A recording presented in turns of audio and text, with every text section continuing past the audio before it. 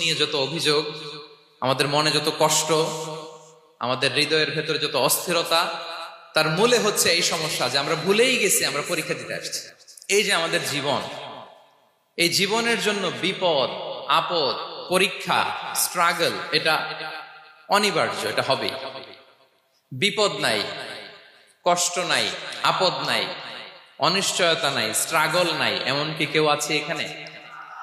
কেউ কি হাত তুলে বলতে পারবেন যে হুজুর আমার জীবনে কোনো বিপদ নাই, অথবা আমার জীবনে কোনো দুঃখ নাই, কষ্ট নাই, কোনো স্ট্রাগল নাই, কোনো রিস্ক নাই?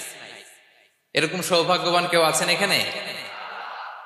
তাহলে জীবনের জন্য পরীক্ষা, এটা অনস্বীকার্য, হবেই হবে পরীক্ষা। পৃথিবীর জীবনটাই এমন, এভাবেই এই লাইফকে ডিজাইন করা হয়েছে। পরীক্ষা থাকবে, এখানে বিপদ থাকবে,